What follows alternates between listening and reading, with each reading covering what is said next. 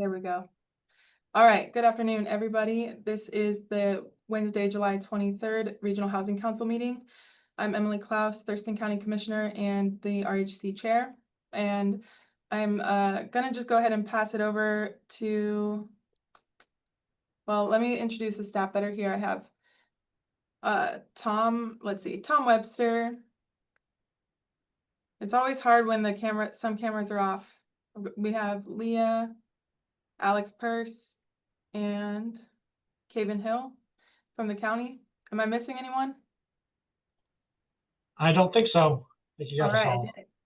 All right, I'll pass it over to Michael.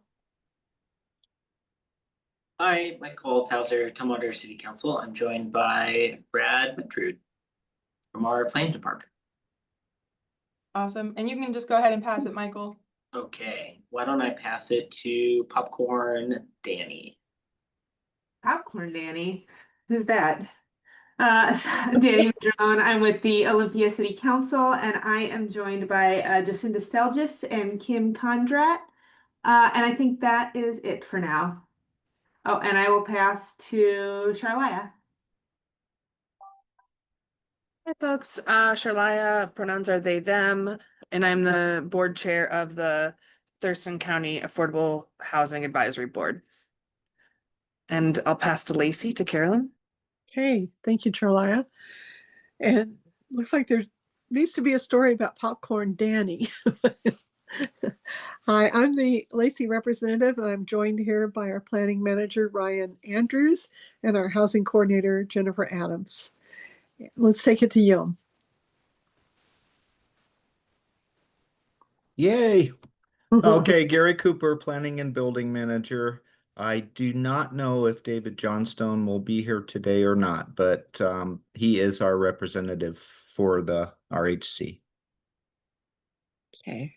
I think Tom said that he probably was not going to be here.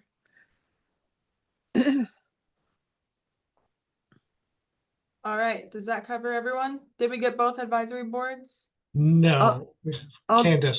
Oh, sorry. Hi, Candace Garman, she, her pronouns. I am the chair for the Homeless Service Advisory Board of Thurston County. Awesome. Thank you. And I'll add that Meg Martin is here as well, vice chair for TAHAB. Hi, yes, I'm here. I'm in transit. Sorry, my camera's off. No worries. Thanks, Meg, for joining us. All right. Thanks, everyone, for being here tonight. So our next order of business is approval of the June 2025 minutes. So if I have a motion, we can go ahead and take care of that one. Move approval. Second. Okay. All right. All right, motion from Carolyn. Was that second from Danny? That'll work. Okay. Danny, you got Popcorn Danny with the second. All right, all in favor of approving the June 25 minutes, say aye. Aye. Aye. I only heard one, but I trust Mine was that. quiet, but I said aye. I didn't unmute, but I said it. Perfect. Yeah. All right, so then the June minutes are approved, and then next on the agenda is public comment. All right, Chair, we did not have anyone sign up for public comment, but we do have some participants. So I'd ask any attendees, if there's anyone who would like to make public comment, please use the raise hand function and we can promote you to make public comment. So we'll give folks a few seconds if you want to raise a hand and we can promote you.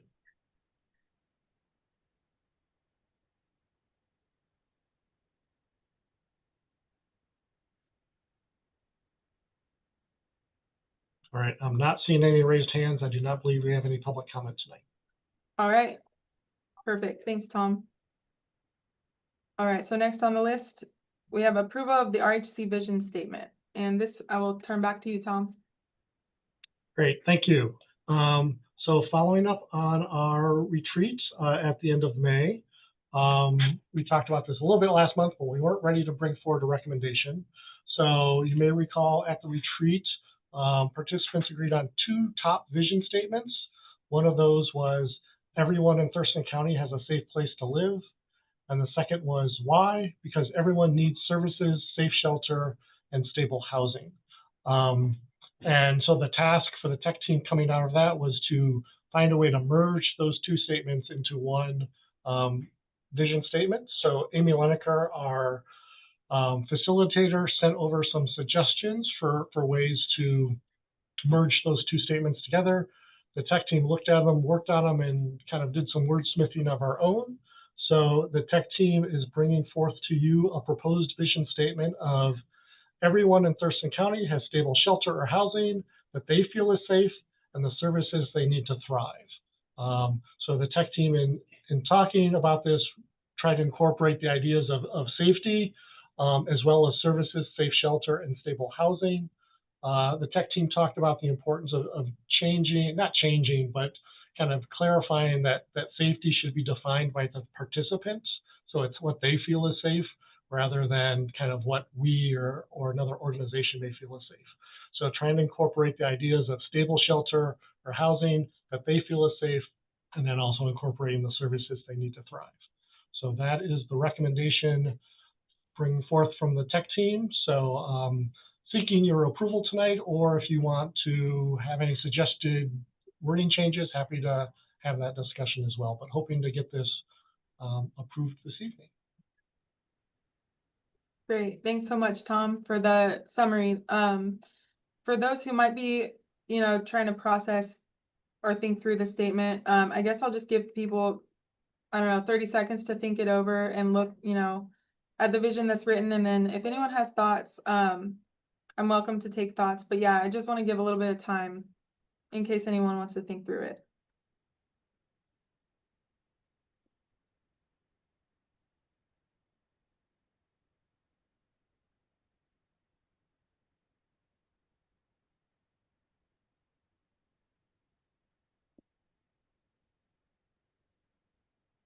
Alrighty.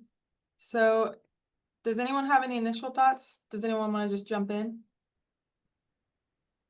I can. Yeah, go ahead, Caroline, and then Michael, I see you next. All right.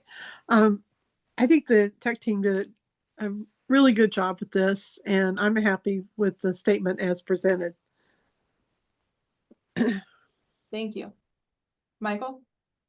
My sort of question is about including shelter and housing in the statement. If like the vision is supposed to be aspirational, I guess my question is sort of like why to maybe just to have a conversation about including both of those. If like we aspire to have shelter, like it's probably I don't know how realistic it is for us to provide this level of housing for everyone, and shelter is something that we provide in the meantime, but isn't the goal that everyone has housing that is safe by their own definition and stable as opposed to shelter and housing?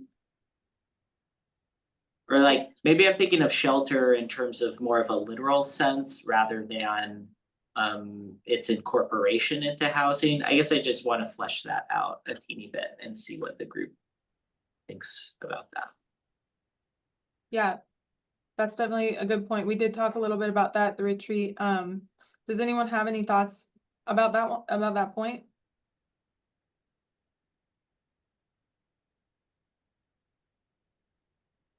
So Michael, I just want to get clear on your question, or just the clarification that you're seeking. So I think what I heard you say is that, with a vision statement, it's like, what does it look like when our job is done, right? And so in that case, like we wouldn't be thinking about shelter anymore because everybody has housing that feels that suits their needs. Is that correct? Yeah. Okay.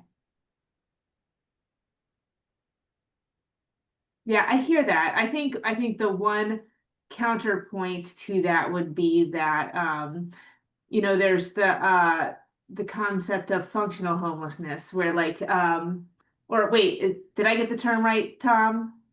Functional zero. Yeah, functional zero. Yes, thank you. In terms of like, we like people, even if we have enough housing for everyone, people are going to come in and out of transitional moments in their life, and they'll need somewhere to land. So that's a counterpoint to that, in terms of like, we're probably always going to need shelter, even if there is an abundance of housing that meets all the needs, just because of, you know, the dynamic nature of life. Yeah, I think that makes sense. I was just sort of curious. That does make sense to me. I think that's probably also more aligned with the realistic nature of what we're trying to achieve too.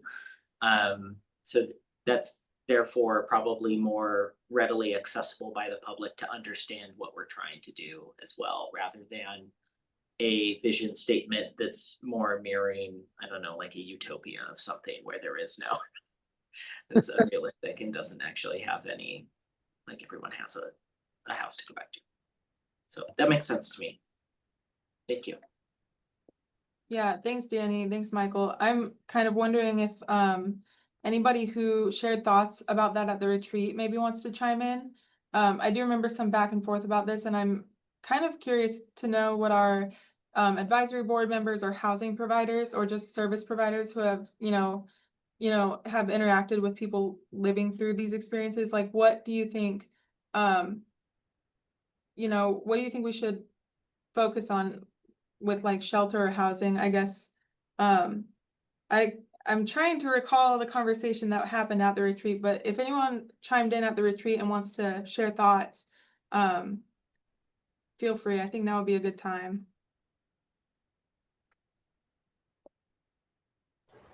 I was not there, and I haven't been part of much of the conversation, so I don't know how much I can offer, unfortunately, right now.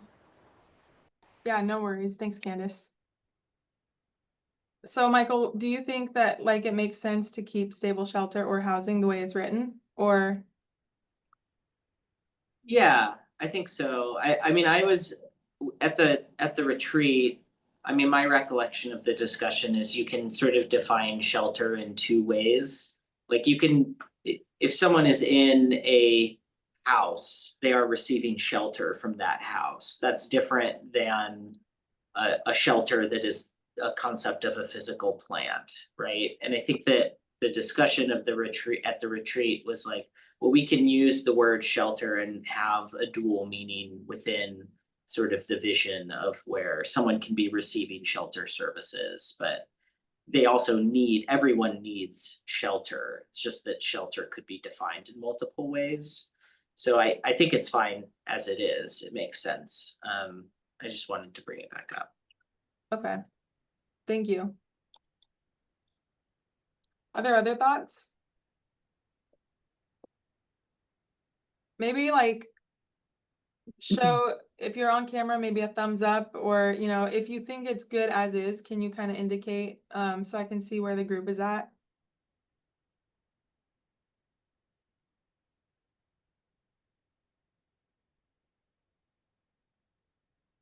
Okay. Yeah, I really like this. I think that it hits on as many of the points, as it can for just thinking back to the discussion we had, and I really think that it sounds like it'll work. Are there any other thoughts on like any suggestions to change, or are we ready for a motion on approving it as written? I would move to approve the new vision statement as written. Second. All right. Motion and a second on the floor. Are there any more discussion points? All right. All in favor of passing this vision as written, say aye. Aye. All right. So any against? Okay, well then the motion passes. Thanks, Tom. Great, thank you. All right, so next up, we have an update on RHC Retreat Part 2. Still with you, Tom. Yep. All right, so thanks to everyone who responded to our doodle poll trying to find a date in August for the retreat part 2. Unfortunately, we didn't find a date that worked for all jurisdictions.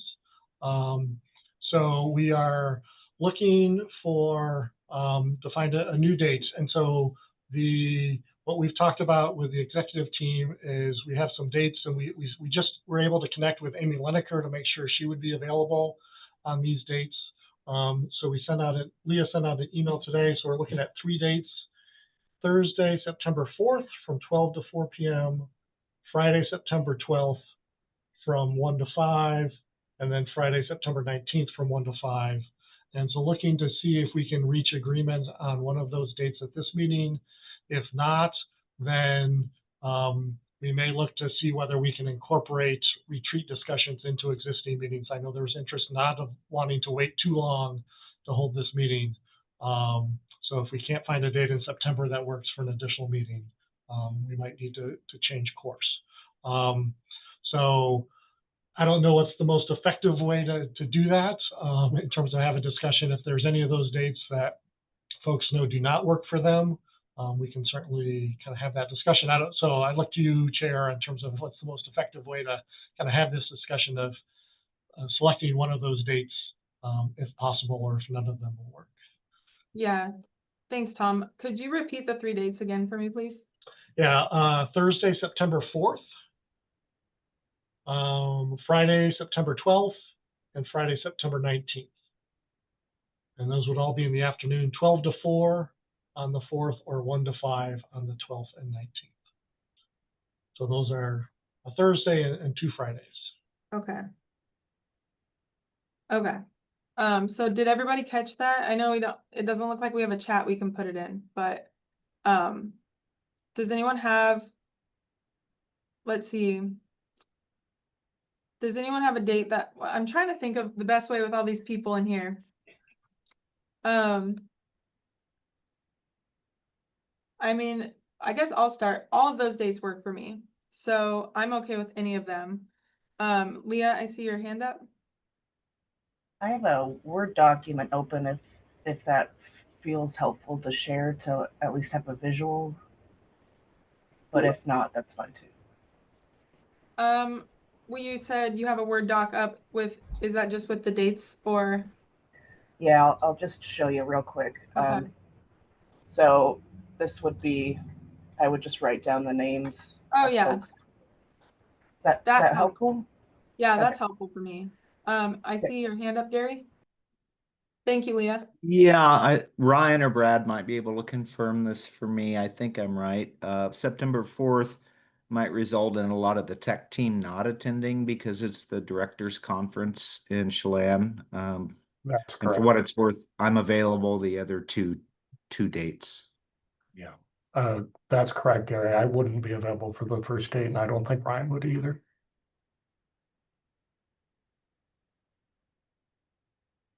Okay. Candace, I see your hand. I am not available the 12th, but I am available the 4th and the 19th. Okay.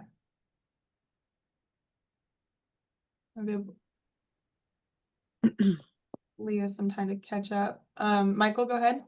I am not available the 19th, but I am available the 12th, and I could be available the 4th if needed. Like the 12th is the best date. I absolutely can't get out of the 19th though. Okay. Meg? 12th and 19th are best for me. I could make the 4th if needed. Okay. Perfect. And then Danny? I could make any of these work, but I do have a quick question as to why either of the Friday days couldn't be 12 to 4 instead of 1 to 5. Good question. Tom or Leah, do you know? Was this, I guess I'll let you answer. Leah, do you have insight on that? We were looking at availability of the training room at the atrium and Amy Lineker's schedule. So I think it's certainly possible. Leah, can we do 12 to 4 on those days? Is that an option? We could do 12 to 4, yeah. Okay, yeah, I just I think last time we would like done it 5 on a Friday and that just felt terrible. Sorry. I think partially because we can't feed people, so I was trying not to go over lunch as well, so. Oh, Yeah, I can snack heavily before coming in. And so, Yeah, the room is whatever the available. preference of the group is, 12 to 4, 1 to 5, either one we can make work. Yeah. Well, this is Carolyn. 12 to 4 works better for me, and both the 12th and the 19th will work. okay. Thanks, Carolyn. And Michael, is your hand still up or is it up again? Okay. It was just still up, sorry. Okay. But I it wasn't sure. I didn't want to leave you hanging if you were waiting. Does that cover everyone who's here? I think Leah, I said at the start that I could be available any day. And then I started saying other things, so I think she missed that. Thanks, Danny. Okay. Can I just propose we eliminate the 12th? Because if we can't get the tech team, or at least the planners there, that just feels like a bad date. Do you mean eliminate the 4th? Yeah. Yeah, it looks like it's not gonna work. So yeah, we can totally get rid of that. The other days look pretty much the same. Is there anyone who's not here that we would need to check in with before we make a choice? And I would say, I don't know if, from Yelm, Councilmember Johnstone okay. Okay. would be the other elected official in terms of making sure we have representation from Yelm. Right. Okay. So then I guess, since everyone can do either of those dates, maybe we can just check in with Yelm and see, but for the people who are here, do you have a preference for either of these dates, or are you okay with either one? And if Yelm can make it to either one, then we can just go with that. Candace? If it does go for the 12th, I can see if Casper, the vice chair, can step in. I'm just gonna be out of state. Okay. Oh, okay, sorry. Yeah, Emily, I was gonna point out that we've got Yeah. Michael who can attend one and Candace who can attend the other. Okay. Thank you. Yeah, I was just looking at the numbers, so sorry for looking that over. So, not to throw my hat in the ring for Candace attending or Candace and,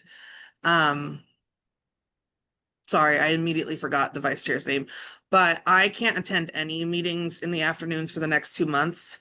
So it would be cool to have more and Candace wasn't able to attend the last one too. Okay. Not that, of course, Michael, I always want to support you and your voice, but for advisory board member, majority. Joan could also attend on my behalf, potentially needed for the 12th. Or I mean the 19th is what I meant to say. Okay, that's what I was gonna ask. Okay, so is anyone, it sounds like we would lean then more towards the 19th. I think that's a good point. Michael, if you're able to check in with your alternate. Yeah. I think I'll ask her about that. I'm only a member for another 5 months, and it's possible that Joan gets my seat anyway after I term out in January, so her attending might make sense anyhow. Okay. And then I guess let us know, maybe just reach out to the tech team or just Tom and Leah, when you know, because I think it's important to have a representative from Tumwater there. Because another choice is to just do it at a regular regional housing council meeting. And just find a way to make that work, since we would hopefully all be available. Are there thoughts? I tend to lean maybe towards the 19th, but we can wait on confirmation from Michael And I can also follow up with Yelm or Gary if you're able to follow up with your council member to see if one of those dates works better for him. Yeah, thanks, Tom. Yeah, I guess I was struggling to decide myself if, because we had, I think, one date that we wouldn't have someone from Yelm and one date that we wouldn't have had somebody from Lacey. So I thought that was a tough call for me to make on my own. So I just wanted to bring it back here so that we had a chance to weigh in. Because it's important to me to have everyone represented, but I also don't want to push it out so far that it starts to be less exciting for everyone to follow up on this. I know the Board of County Commissioners are eagerly, looking forward to an update once this component of the retreat is passed. Because yeah, there's a lot of exciting stuff we're talking about. So I don't want anyone to miss it. But yeah, let's take unless anyone has more feedback, I think we can just wait to hear back from about Tumwater and Yelm. And then if it doesn't work, I might just make a call with the staff on whether or not to go with the 19th or try to find a regional housing council meeting to put it on, if everyone's okay with that. Would anyone be opposed to that? Like go with the 19th if possible, otherwise put it on an RHC agenda? Okay. All right. Well, I'm not hearing any other thoughts, so let's go ahead and go with that, Tom. Okay, so just to clarify, should I ask, and also for Gary, Councilmember Johnstone about the 12th, or we're only looking at the 19th? I think that we should only look at the 19th if we don't have Okay. any from the Hassab available for the 12th. Okay, great. So Okay. Tom, I can also, maybe we could tag team that. We could both send him an email about the 19th. Great, thanks, Gary. Awesome. Thanks, everyone. I appreciate you. Okay. Let's see. So we've got next up the Lehigh Opportunity Fund funding recommendation. And this one, I'll pass to you, Charlia. Thank you. So Lehigh applied to the Opportunity Fund for about $103,000 for an elevator, not fixed but replacement. And so this is about, oh shoot, I'm sorry, I'm trying to get to my email, but then I keep double clicking the Zoom instead. So this would be to repair a 35-year-old elevator. It's older than me. It I mean, it is. And they requested $100,000. They've put $10,000 into it, which I believe is their reserve fund. And they primarily have, it looks like over 50% of the residents on the second floor for the Fleetwood apartments, which this would be, are disabled and elderly. So truthfully, it would be helpful for all of them. And this would impact the ability to do ADA services, or have ADA housing in a very important part of our, for a very important part of our community. So we did approve it. We had a discussion around the funds. We had a discussion around accessibility, and then the timeline, and the TAHAB unanimously approved the Opportunity Fund.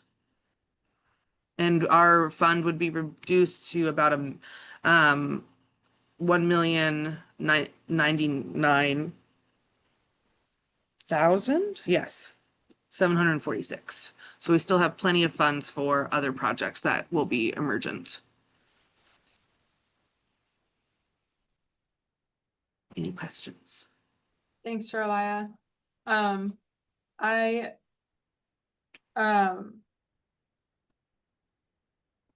I'm just looking over the numbers real quick. So this would bring us down to still having over $1 million, you said. So when I was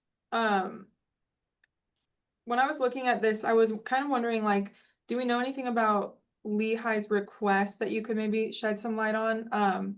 Did they submit anything to you that kind of shows like why they're needing assistance with this? I mean, I just was kind of wondering about Mhm. that. Like, was it a full application or what did the request look like?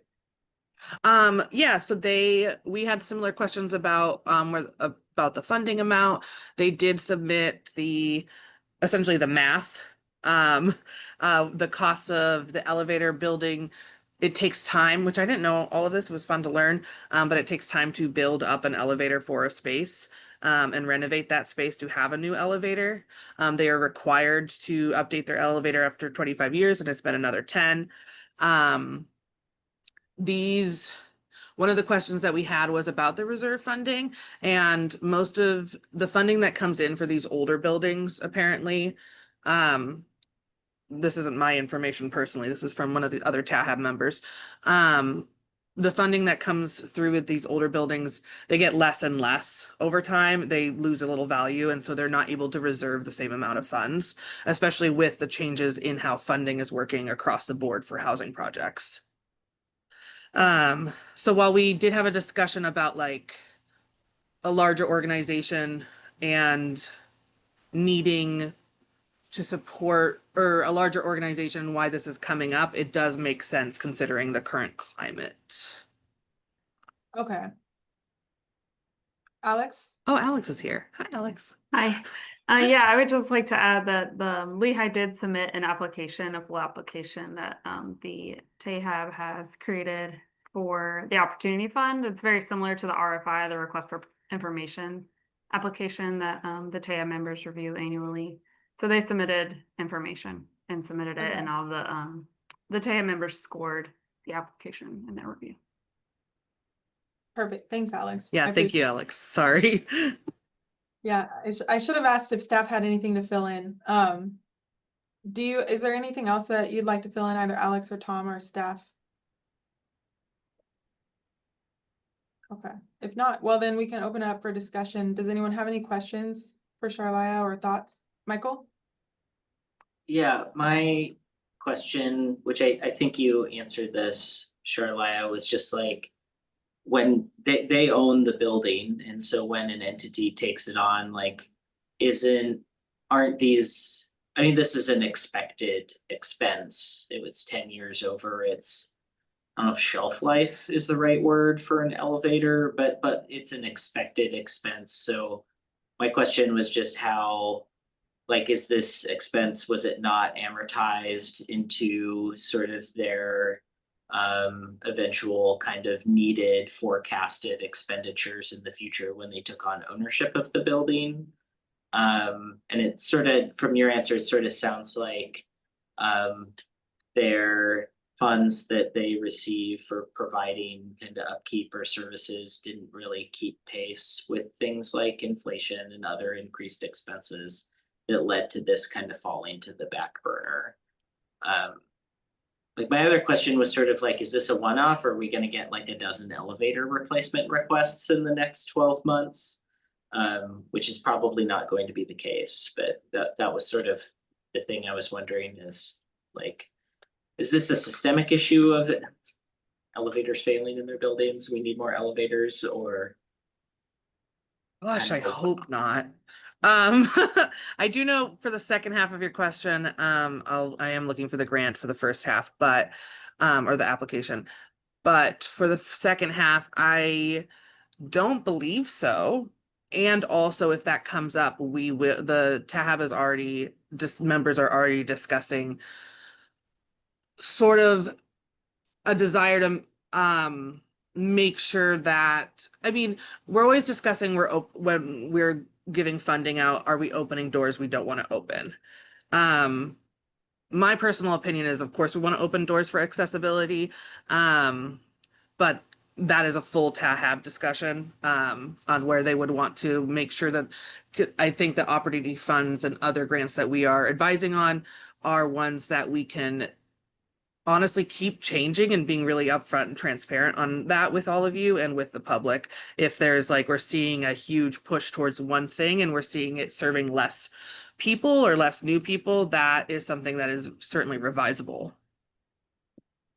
And then the first half of your question, I don't know if I have the answer to, and I don't know if it is in the opportunity fund, but I am checking. If you don't mind me pausing for a moment, or if we have more, or if Alex knows. I think that answer makes sense in terms of like the buying power isn't what it used to be, and your forecast for, you know, depreciation changes over time. It's an old building. It makes sense. I also think it's fair for us to continue being like, you do need to think about the future with organizations who do housing. And you need to think 20 years into the future. I'm sorry, y'all. Thank you.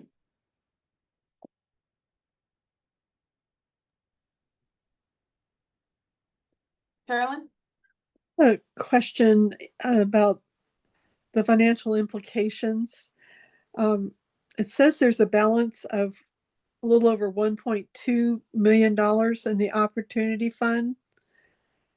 And if Lehi's application is funded in full, the balance would be reduced to $1,099,746. Help me understand the math there.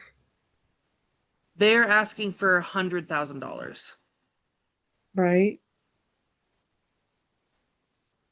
Oh, I thought they were asking for the full million. I'm sorry, I misread it. No, it's okay. I understand. Okay. That makes sense now. Thank you.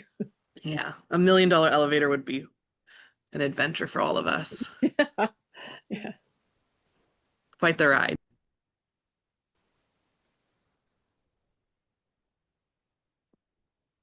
Does that answer your question, Carolyn? Was it just the math question or? It was just the math. Thank you. Okay. I was seeing a decimal where it wasn't. No, that's okay. I saw it too after you pointed it out. I was like, wait a Yeah. minute, but no. Yeah. Are there any other questions on this application or request?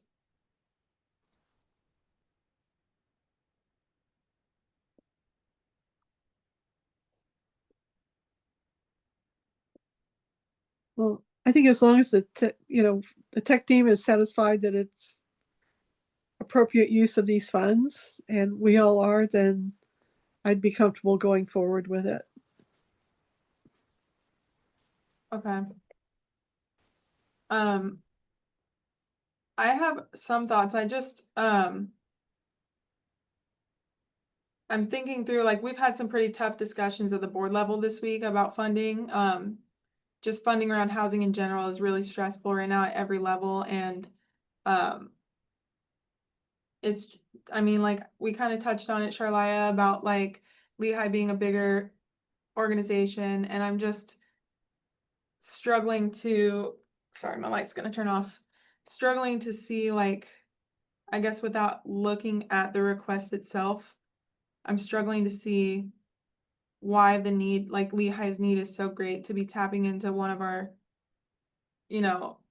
funding sources for $100,000. I'm just trying to think through we've heard so much about other things not being funded. So if there's more like in the application or in your discussion maybe that you all had about, like, was that brought up? Like, did people kind of have more thoughts on that? It certainly was in the discussion, right? I think that we've chosen before the TAHAB to not fund certain projects because of the funding coming into Lehigh that has or has not been used. With this specific project, there was a very good amount of like folks who have brought those concerns up before, who also were like, this project makes sense. And truthfully, in the grand scheme of things for housing, it doesn't seem like I know we're all struggling, but $100,000 isn't very much for accessibility. And we have so few options that are accessible as someone who is needs accessibility needs met. I would say if it was a different property and maybe a newer property, there might be even more reticence. We also got a lot of info from Jacinda on the discussion that happened beforehand. I don't think she's here, but I'm not sure. Oh, she is here. But we did have a lot of discussion with Jacinda about like what funding they've put towards the project, what funding they're losing other places, even as one of the bigger organizations, and also all of the smaller organizations are seeing that too. It does seem like everyone is seeing huge cuts, including from the Housing Trust Fund. It's scary times for everyone. And I do see that Candace has something to say, which feels important to me. Thanks, Charlotte. I just think that as this being one of the properties that is a coordinated entry property, is one that's ADA, is one that supports our 55 overpopulation. There's any number of services that this property provides that a lot of others don't, and I think that that is one essential property that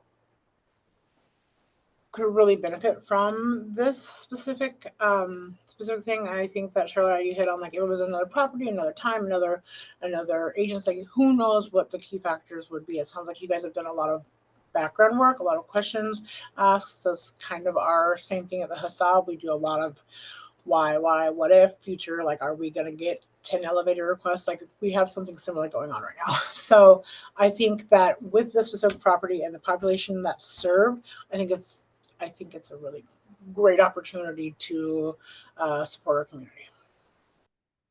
Thank you. Thank you both. I appreciate that. That's really helpful for me. Jacinda.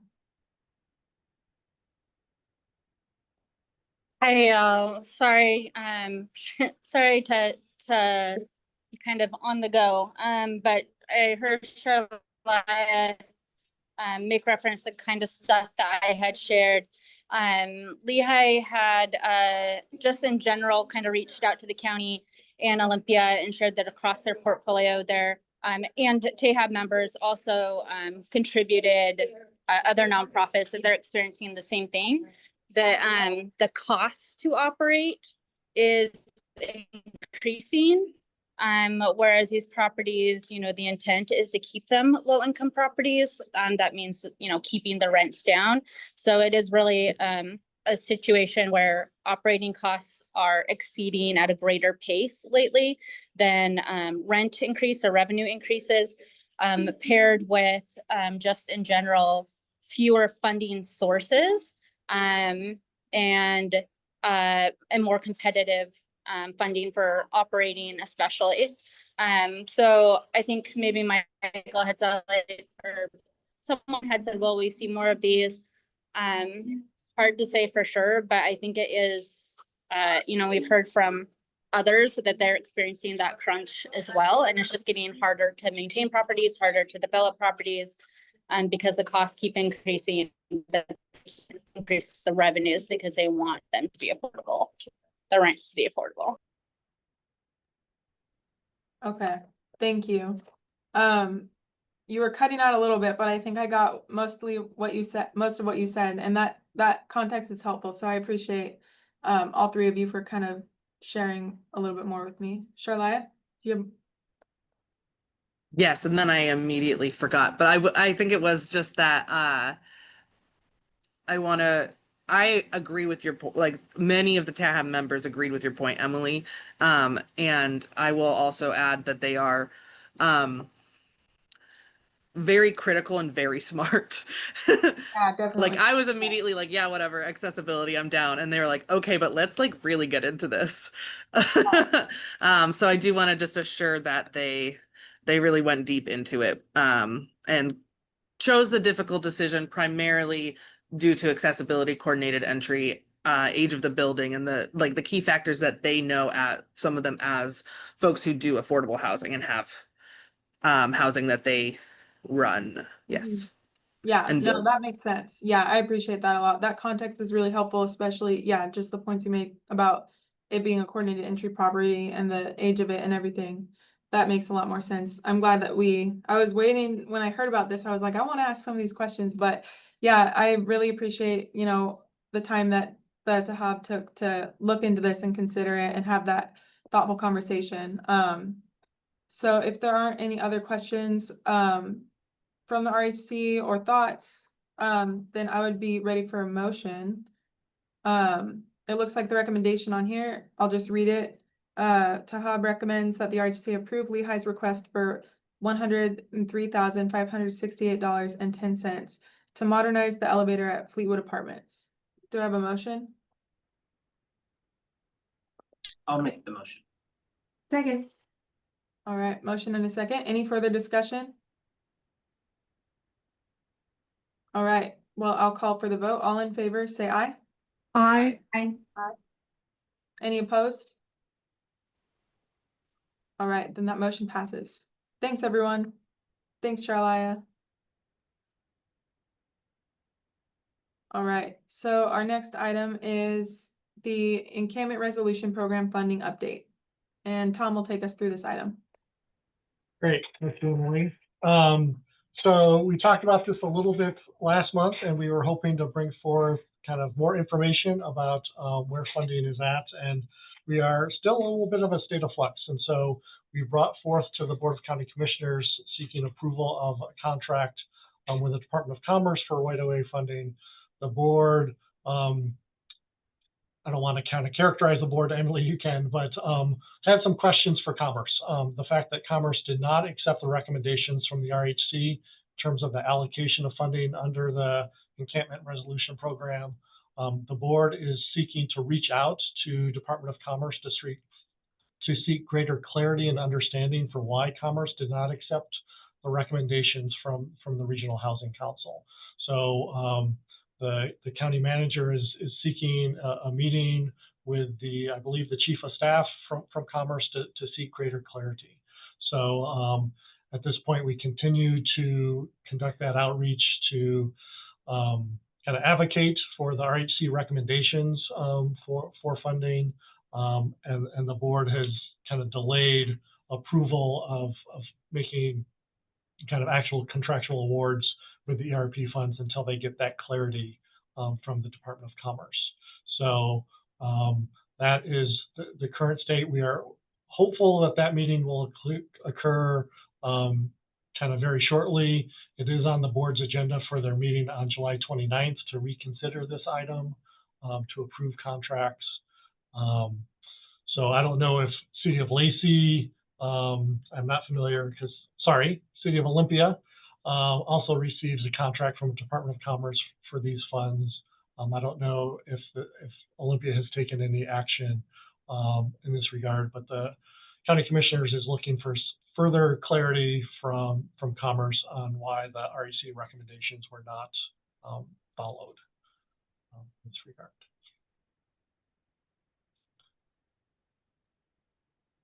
Thanks, Tom. Danny, I see your hand.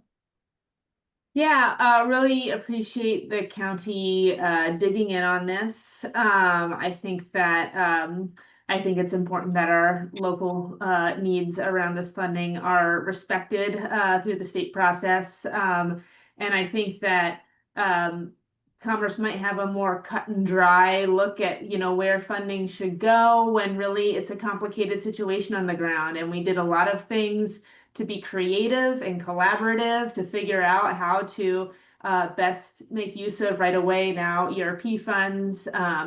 And so anything we can do to help them understand the complexity of what we're working with on the ground and the different things that we did to make the best out of, make the most efficient use of the state dollars that were coming in previous rounds would be really helpful. I do know that we have meetings this week with the 22nd delegation to share the concerns with them so that they are aware of how our recommendation has been received and potentially help advocate for us. So that's what I had to share from Olympia.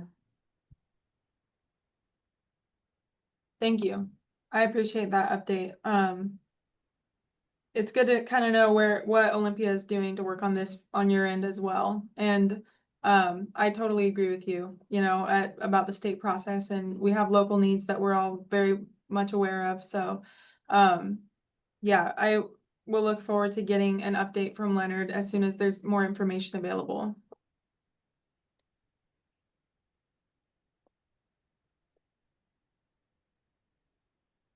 And I know, Tom, this was just informational So we're not looking for any action on this item. But in advance of the meeting that I have next week with the board on this, does anyone have any thoughts? You know, Danny, I appreciate what you said and I took some notes. And does anyone else have any other thoughts they kind of want me to bring to that meeting on the 29th? Because we won't get another time as the Regional Housing Council to talk about it before the board has it on our business meeting agenda. So I just want to make sure that I give everyone a chance to kind of share if you've got anything you want me to keep in mind or bring back to the board.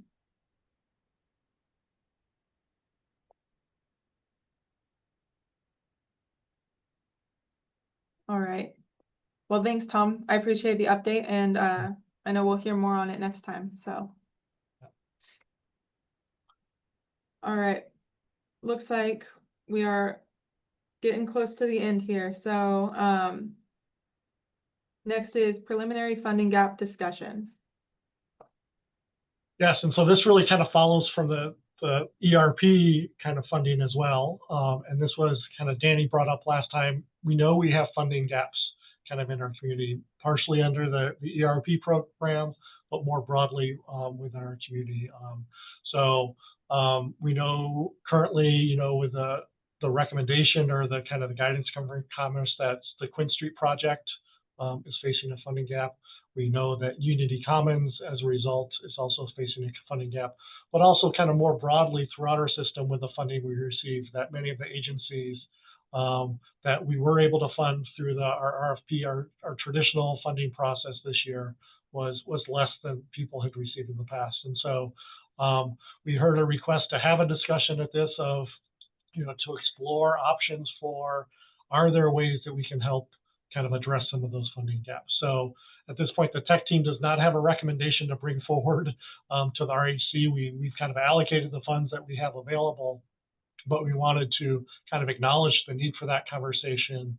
And so I think what we're asking here is there information that we can bring back to you that would help inform a discussion? You know, is there information that will be helpful for you as decision makers about impacts of these funding gaps, or what do you need to understand about these gaps to help inform a decision? And then I guess a request to the jurisdictions to say, do you have creative ideas or things that your jurisdictions are able to kind of suggest? Are there other funding sources, other funding mechanisms we can look at? So really wanted to kind of start the conversation now. What are the information needs? And then, you know, in August and maybe September, continue that conversation to explore kind of what possible options may be out there.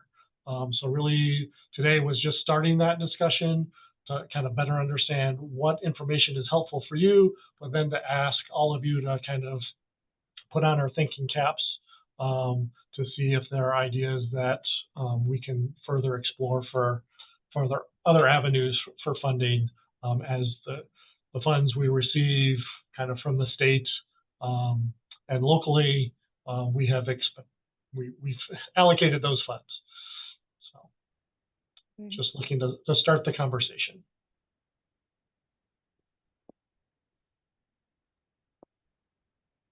Carolyn.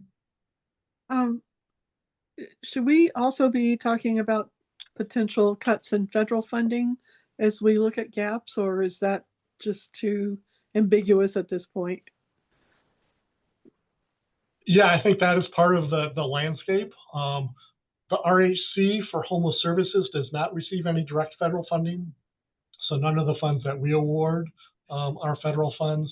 However, we know that our local agencies, through the balance of states continuum of care funding process, do receive federal funding that is at risk, and folks like Meg and others can speak to that more directly. But that is certainly part of the larger funding landscape, is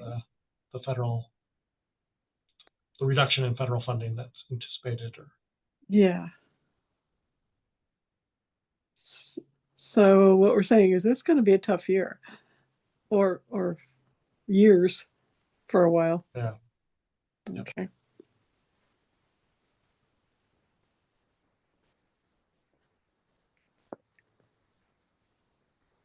Danny, go ahead.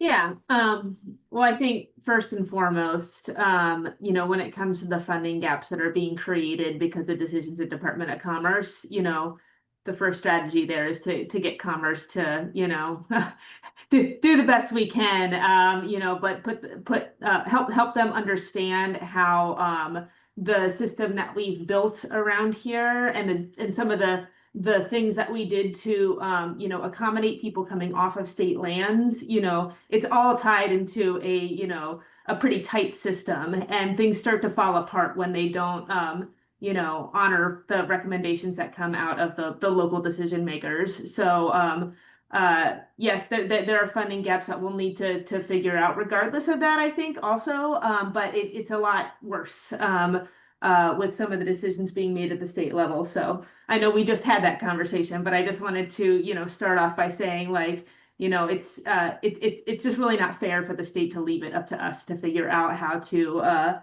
hold a complex system together that they are a part of.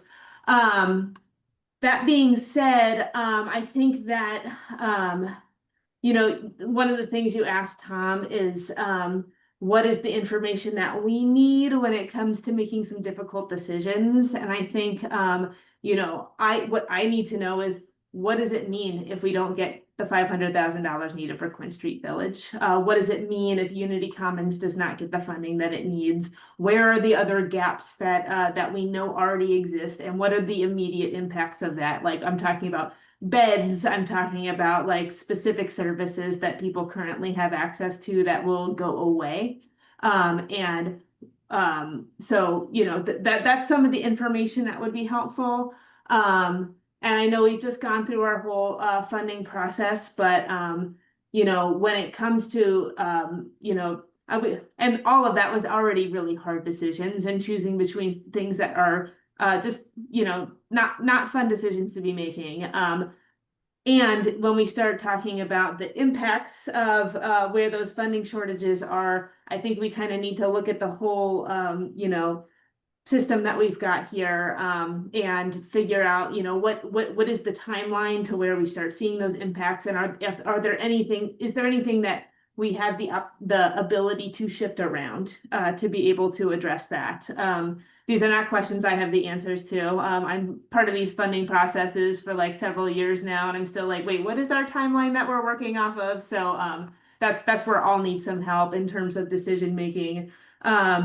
But at the end of the day, I know that the city of Olympia is really struggling with our own budget right now, and so I can tell you we have turned over every rock to figure out how to meet our various needs within the city. And so when it comes to new ideas, I'm fresh out of them. But I think it really just comes down to understanding the specifics on the impacts that we'll be facing, and figuring out, what are the levers that we can pull to try to fill that with the resources we have locally. After pulling out every stop to get Commerce to make the right decision. Thanks, Danny.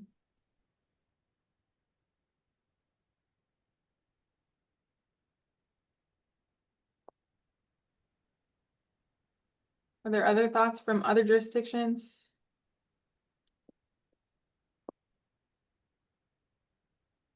Or advisory board members too, because I mean, I know some of you, work with agencies that are impacted by this. So if you have any thoughts to share, I would really appreciate feedback, I just know that there's a lot of concern. I've had a lot of people reach out to me, and I'm like, I don't know the future. I know we're doing what we can with what we have, but it is very scary. And I think, at least with the HASA, when we were scoring grants, it was very, very hard. And, as somebody who has been a utilizer of services and provided services and the different hats that I've been put on, this is probably the scariest moment for me to be a part of this community and try and provide services and just not have the answers. It's kind of heartbreaking, honestly. Yeah. Yeah, thank you for sharing. Meg? Yeah, thanks so much to everybody for having this discussion. I know it's not easy for anyone and everybody's in a really tough place. And I think there's still a lot of unknowns, which makes it difficult to get some of the specifics, Danny, I think that you're looking for. And it also is tough because organizations like ours, and I know with Quinn Street as well, we're balancing the reality that it's like actual real life people that are already in our programs. And so what does it look like to put them out on the streets is like a very, very difficult question to ask ourselves and to look at logistically, like what would that actually mean, and at what point would that decision have to be made. But what I can tell you is that for us, like we're already looking at hiring freezes in our case management for positions that are open, and so that means that less people are getting access to the types of supportive services that they've been accessing, like for ID replacement, for connection to coordinated entry, for help and assistance with housing applications, and navigation of the different systems that make it possible for people to move on from the emergent services that they access through our day centers and through our shelters. And so that's happening now currently with the lack of funding, like that Tom was talking about, like the tough decisions that were having to be made with the available funding that we had at the county anyway. And then the questions with the right of way ERP money, that starts to have us asking questions of like, do we need to convert more of our beds that are currently for right of way and for coordinated entry into medical respite beds, because there's potentially alternative funding sources for that. And so that would be a reduction in community-wide access to shelter beds, but could still potentially meet a different need in the community, right? So those are all of the types of tough questions that we're asking ourselves right now, if that helps provide a little bit more context. And while there's still so many unknowns as to how this will all shake out, those things are happening now. Thanks, Meg. And I guess I'll just add a little bit to the question of federal funding. Some of the things that we've seen happen now is that Office of Crime Victims Advocacy funding was reduced. So the OCVA money, which is a federal, it passed through the state, but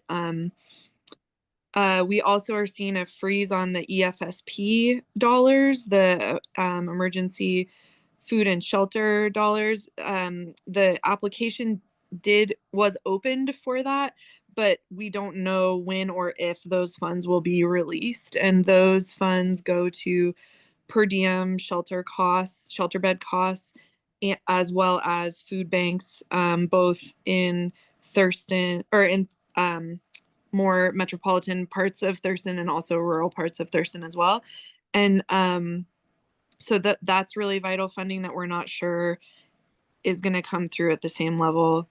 And then I know that there was some question that probably City of Olympia folks could talk to more around the CDBG funding and questions around whether that would come through or not.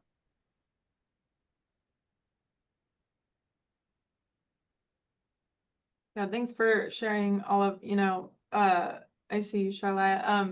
I just want to say thanks, Meg, for that. I sit on the EFSP board and have been familiar with what's going on there and working with staff at EFSP and United Way to try to write letters to our legislators, but we're also, kind of spinning our wheels about what to do to get this money that's being cut at the federal level. I know a lot of it was spent already too for various agencies that get the EFSP funds with the idea that it would be reimbursed, and it's not being reimbursed. And whenever I'm trying to work to help us, like with writing a letter, I'm always told like, we need real stories, we need real stories. So it is really helpful, as difficult as it is to talk about. You know, it's traumatizing for people living it and for people providing services to people who are going through it. So I just appreciate you sharing, and yeah, I'll continue to look for ways to advocate. Charlia? No longer involved in the system outside of this and my own grassroots work ideas for work. Um, but I just want to like highlight something Danny said, which is we know our community, we accepted this funding. We were forced in many ways to accept the funding or accept the responsibilities that the funding came with, and forced to do a lot of things and figure out a lot of stuff. And consistently, I will say, whether or not I've always agreed how funding is spent and how it's decided by county, city, different jurisdictions, I have more of an issue with the state telling our communities how to work, especially as being Thurston County, being both capital and also in many ways viewed much lesser. Like King County gets a lot more of the support. I've heard from folks who lobby for food banks who work in King County that they have such a great view of Roe and everything has been going, or whatever it's called now, and that it seemed to really work. And the ways that we have decided it works for us, being put down or denied by state, continues to be why I have an issue with how funding stream works and why I have an issue for how different ways folks who work for the state get to decide things for officials and organizations in our community, our smaller community. And I'll also say, as far as federal funding, and I said this at the tab and I'll say it again, my concern is always going to be capitulating to diversity, anti-equity, etc. Demands for funding capitulating before it's asked or capitulating after it's asked, because it'll just get worse. And I think our unhoused community members are going to be the first of the line, both in the ways that they are the first in line to suffer and also the ones who will teach us how to survive. And I just want to speak to that a little bit. Yeah, and I just also major support for what Danny said and major support for Meg and Candace and everybody else. And I bet it would be helpful to have some of those voices at the table for the city council's conversations or city's conversations with the state, especially when they talk about funding. Thank you. Yeah, absolutely. That's a good point too that you raise. Meg, have you and maybe this is something that we could follow up on another time, but like, I'm wondering, are you at the table for some of those conversations with the state, whether it's with the county or any other jurisdictions? Are you, or anyone who's providing services that you know of? I'm not sure. I guess it would depend on what table exactly you're speaking to, but we did submit a letter regarding the ERP funding that to Commerce, and those are always conversations we would be willing to be a part of, definitely. So I think there's probably more there, but we try wherever we can. Okay.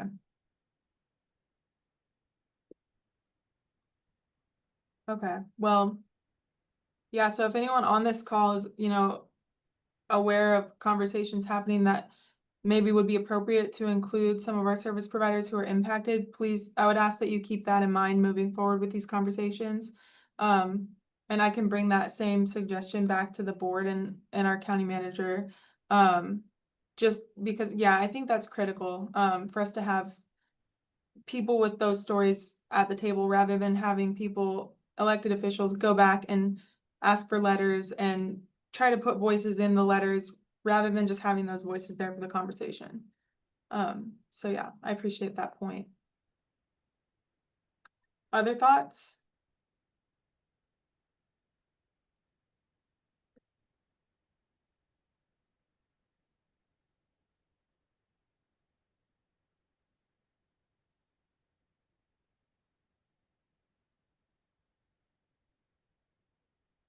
I think something I'm kind of just like sitting with is I've got, the agenda in front of me with our vision statement that we just approved. And, now the RHC's vision is everyone in Thurston County has stable shelter or housing that they feel is safe and the services they need to thrive. And so we just adopted that vision statement today. So I guess my question for the RHC is, where do you see our role in ensuring that vision, that we're moving towards that, especially in situations like this? Like,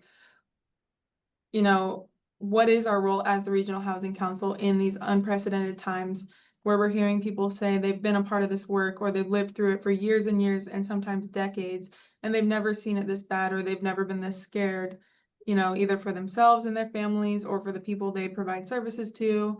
I'm just kind of thinking through that, and it's a big question. So what do folks think? I mean, is there more we could be doing, or Michael?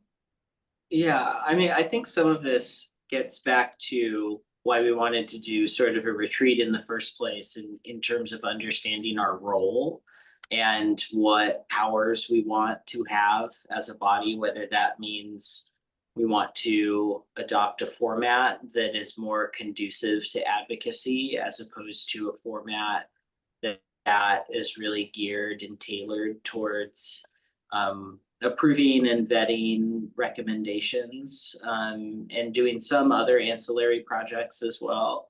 So I'm not sure I have an answer to that because I'm not sure we've really had the discussion of what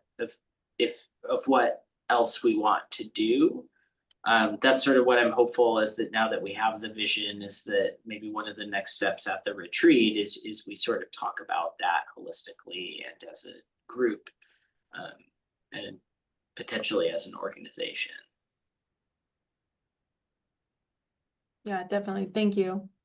Yeah, I know this, it kind of does get at the question that we were always putting in the parking lot because it was, the focus was the mission and vision at the first part, and then, talking through how to make it happen.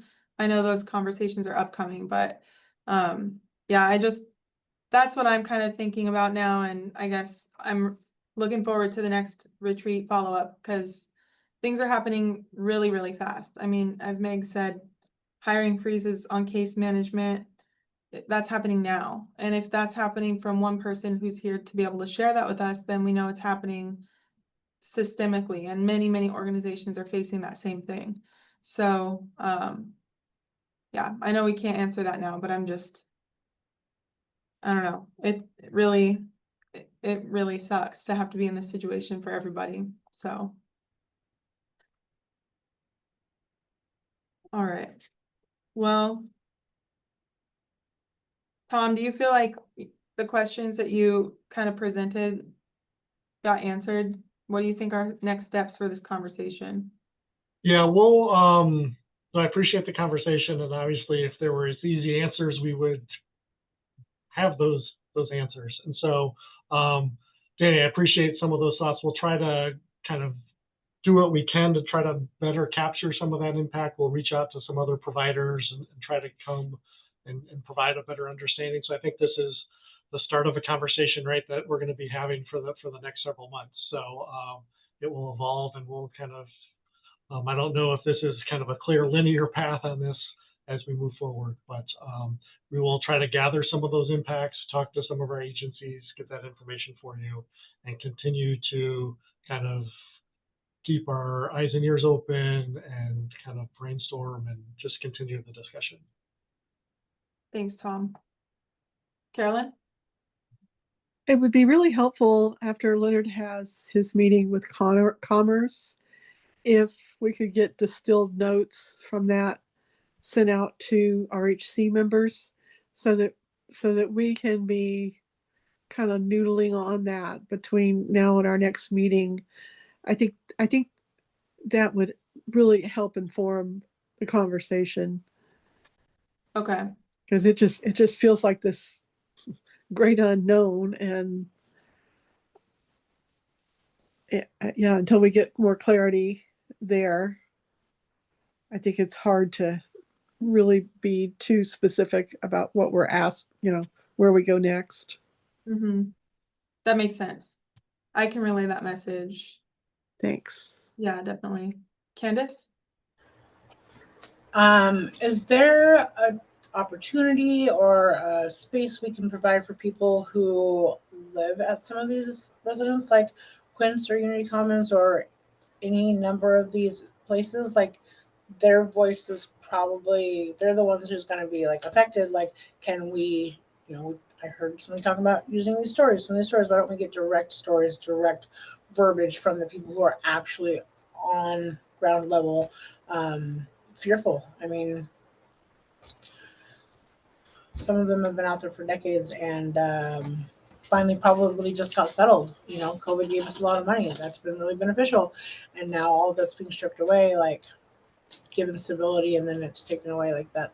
That's powerful. And I think that should be shared with the people who sit a little higher up and don't get firsthand. Yeah, I definitely would love to see more opportunities for people living through these experiences to share with the leaders who are making decisions and community members who are making the decisions. And I think that's there are a lot of different ways that could maybe be achieved. And I don't necessarily feel like, like I know the best way to do it, but if anyone in here has thoughts about how we could make that happen, or Candace, if you have thoughts on, I know I wouldn't want to like make somebody have to like hash their trauma out necessarily, but if people want that opportunity to talk to those individuals making these choices, I would love to help facilitate that in any way that I can. What do other people think? Candace? Well, I know, like, I'm a person with lived experience, and I might be in positions where I work with individuals. I'm finally being able to utilize my voice, and I will always be a voice for others. But I've been removed for almost a decade from actually being houseless and addicted. So, I mean, I'll always be a voice. I'll always root for and support and advocate and defend. But like, I'm still a step removed. But I will always be an advocate. But I really think that when somebody's in it, like, their voice is so powerful. And like, it's just, I know there's like people that go and like advocate during legislative session for things. And I think that's really cool. And I always encourage people, and I get up there when I can. But sometimes that's just not enough. So, I mean, I know there's a lot of boots on the ground, peer agencies that work hands-on with people who are in the camps or at Quince or anything like that, who I'm sure could rally some people together that would love their voice to be heard a little more. And I love that we have the Lived Experience Steering Committee. That's a great start, and I'd love to see more opportunities. Yeah, absolutely. Thank you. I think that I mean, this could be something we could put on a future agenda too, to have more discussion about it, because I think that these are ideas that we could explore. I think it's a good way for us to really engage with the community and understand the impacts. But I also know it's kind of a we're in so many different time sensitive situations at once, and I want to give that the urgency it needs. And also the time and that it would need to kind of think through some of those ideas. But I'd be open to talking through that and how we might make that happen. Carolyn? I think to bring some of those powerful voices to the table is a wonderful idea, but I think we need some sort of forum in which it could happen. I mean, I'm not sure it's realistic to connect those individuals with somebody in a decision-making capacity at Commerce, for example, but could we convene something, or, I think we just need to do some thinking about what the practicality is of making those things happen. Yeah. And I don't want to be limiting in our thinking by saying that, but I think there's a practical side to it that I don't want to raise hopes and then have people be disappointed because Yeah, no, absolutely. I think there's also multiple ways it could be done too, you know, like maybe there is some sort of forum or listening session or town hall, or maybe we host something where, I don't know, like I think I would want to hear more from people who are houseless that maybe could, like, I don't know, through maybe our providers, or I would just want to know what people think is the most effective, because, you know, some people might prefer to have folks come to them to listen, or some people might not feel comfortable with that. And I would be really interested to hear from um others who might be impacted, like what the best way to go about it would be. But I think that some sort of forum makes sense. But yeah, we could do a couple different things, or I'm open to ideas, but I'm I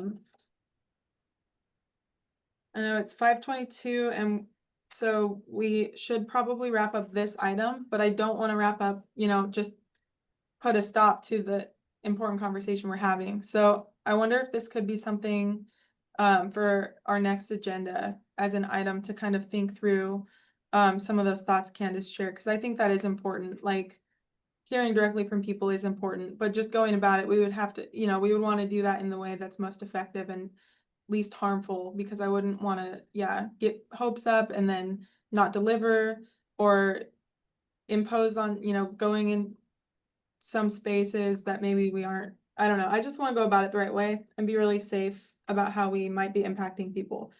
Do folks think that maybe we should put this on a future agenda for further discussion? Absolutely. yeah. Okay. Yeah, I think so too. I think that would be good. Meg? Are there any conversations happening about changes to funding sources that the Regional Housing Council has influence over that impact housing, shelter, and services? Like, kind of back to your point of what can the Regional Housing Council do with the vision statement? Like, I just am wondering if there are conversations about that happening, like the amount of sales tax revenue for the home fund or anything like that that are happening at the jurisdictional levels. Yeah, that's a great question, and I can kind of speak to that for the county side, and then if other people from other jurisdictions want to chime in, then please do. But we are having conversations at the board level. In fact, today we had staff come and talk to us about some of these funds, and it's been conversations that we've been having over the last few weeks. So if it's helpful, what I can do is when we have those conversations, I could work with staff to get those discussions sent out to the full RHC. Just like the YouTube, we could even just send an agenda and say this was discussed today or something, but I could try to be, you know, try to disseminate that information a little bit better so that people who are interested can check it out. That's just a thought, but we are having those discussions, so I can make that information available to you. Awesome, thank you. Yeah, definitely.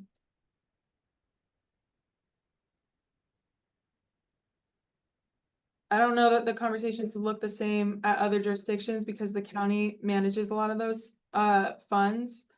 But does anyone from another jurisdiction want to chime in? Do you have thoughts on that? Meg, was your question about trying to figure out ways to increase revenue for projects? Yes. Okay. I don't know what we have or the county has available to them in terms of a council manic option left for us to act on or for the county to act on. So I think, you know, I would love to hear if that's not the case where there are still options, but I think we're kind of like at the extent of what can be done through legislative action at the local level. And it would be needing to go to voters for something or figuring out how we change how we're spending things now so that you know what we have that exists now is held together. I think just slightly more behind what I was asking is that when we have discussions about going to people with lived experience, I think it's in my experience not only an opportunity, but I also, the longer I do this, I feel more and more a responsibility to have something to bring to them in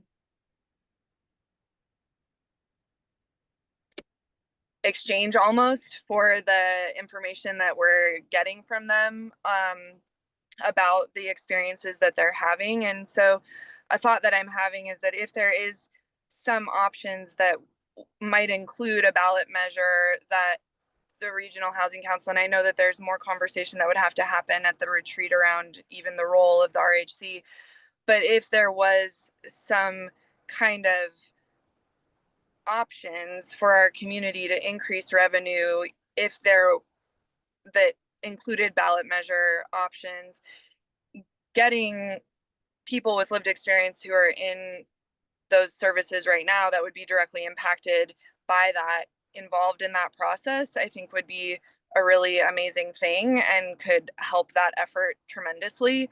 And I know that there would be a lot of energy from service providers to help support in that too. And so I guess it would be great, I think, for this group to talk about just all the options on the table of how we can increase revenue, how we can look at what that looks like, and who of our community partners need to be involved in making those things happen. So just that's all. Yeah, thanks, Meg. That makes sense. Jackie? Yeah, I love this piece of the conversation. And Meg, if I could piggyback a little bit on what you were sharing, I think there's an opportunity that I would love to put back to the county at large and municipalities to think about what other departments you have internally where maybe we could have more engagements than we've had in the past. So if we're looking at new revenue models that aren't totally grant dependent on state or county funds or sort of political measures like levies, are there connections that we could make with our local like economic development councils to talk about? Kim Conrad and I have joked recently about how do we incentivize a model like a not-for-profit for profit, you know, or just different ways of operating that maybe we could try some things we haven't tried before with partners we haven't talked to. So if there's anyone that you want to connect back to me, where maybe I could make a connection and learn how we could partner better or engage in more creativity in sort of the funding model, I would be really open to that and grateful. If anybody at the county level or within any of the cities, like, oh, you should talk to so-and-so in this department. Please always make sure I connect you. Yeah, thank you. Thank you both. I am thinking about, conversations that we've been having just this week. The board has been talking, we're going into our budget season. We just had call to budget. So we're hearing a lot. Actually, we just had a briefing on ways to increase county revenue. And we talked about councilmanic options where we can just approve it as the board. And then voter approved options like going out for like levy lid lifts and things. But this is like county-wide revenue. But I'm thinking like, how could we have a similar conversation maybe either at the Regional Housing Council or by making those connections to partners that haven't been engaged yet? But this is, something that I have thoughts on that I'm sure we could come up with conversations at the county level by either making those connections or I could also request some of this information and potentially, have the board direct our staff to provide us with some of this information. But but I definitely think this is worth having an agenda item for at our next meeting. And we can just kind of talk about what are the revenue options? How can we increase revenue around housing? And I think having that conversation here as a regional body would be really powerful because, you know, we're having those conversations at the county level, but maybe there's something, you know, maybe there are connections we could make if we had that kind of a conversation here. Okay, I'm seeing nods. So why don't we go ahead and add that to next agenda? And we can talk a little bit more about that. And then Tom, I can talk with you and maybe check in with Leonard to see what kind of information I could bring back to the meeting next time to share. Sounds great. Okay. Yeah, happy to engage in those conversations. Yeah, thank you. Thank you all so much for that discussion. That's really valuable, and I think we can definitely go somewhere with that. Talk more about it. Okay, so unless there's any more thoughts that people really want to share, I think we should move into the communications update. We do still have some time. We have till 6, but yeah, we're past that agenda items timeframe. So if there are any more thoughts, you're welcome to share. But do people feel like we're in a good place with kind of some next steps around the funding gaps? Okay. Yeah. Okay, awesome. Thanks, Tom. So that brings us then to our communications update, and Elisa's not here today, so I'll pass this over to Tom. Yeah, unfortunately, Elisa is not able to join us this month. So just a very short update. The newsletter did go out in early July. Hopefully everyone saw that. So I think that was well received. So next month, Elisa will provide her update, her annual update on the social media information. So not really a communications update this month, other than the newsletter went out. And I will say, actually, at the Board of County Commissioners today, we were talking about the local home fund, and there was some interest in a kind of past 3 years kind of look at what the local home fund has supported, both the Olympia's contribution to the RHC as well as Thurston County's contribution. So we'll look at doing whether that's a report or incorporated into a future newsletter, what's been done with the local home fund since its inception, at least from the county's point of view. And we'll kind of work with Olympia to make sure their information is included in that too. So that's something was kind of requested from the commissioners today. So we'll take that forward. So an update on something that, you know, if you have thoughts and suggestions on what would be helpful for your jurisdiction, or you think that the public would like to hear about the local home fund, let us know. We'll work on developing something like that. Awesome. Thanks, Tom. Carolyn? I think having that report on home fund could really help with the advocacy, where we could talk about these are the kinds of things we're doing. So that would be great data to be able to hopefully leverage something. And it's also a good public transparency tactic as well about how those dollars are being spent. We've incorporated information about the local home fund in the annual RHC report, but I know sometimes that gets lost. And so we'll do a specific local home fund focused report that will elevate hopefully the visibility of that. Thank you. And that's all I have for communications update. Great. Thanks, Tom. All right. Well, then that brings us to good of the order. Does anyone have anything for good of the order?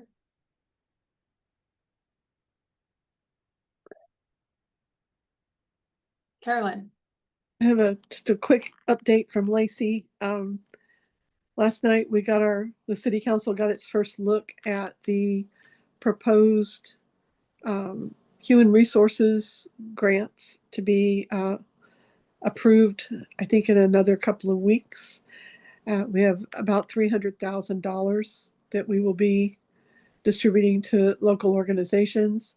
Like with any grant application cycle, there was more than twice the ask as the amount of revenue available. But the we have a Human Services Commission, which is a fairly new body in Lacey, and very much like our two advisory boards, they evaluated all the applications, they looked at the criteria, the priorities, and they even came up with like 11 different options for how to fairly distribute those funds. And it was quite a process. I was very impressed with it. So that's to be announced at our, I think, our second meeting in August. And then we also, this is the first year that Lacey has gone on its own with their CDBG money. We pulled away from the agreement with the county where we had done a rotating thing with the county representing the smaller cities. Tumwater and Lacey would each take a turn distributing the money that came in. And so that is in the process now, and we expect to have some action on that next month, I think. Thanks, Carolyn.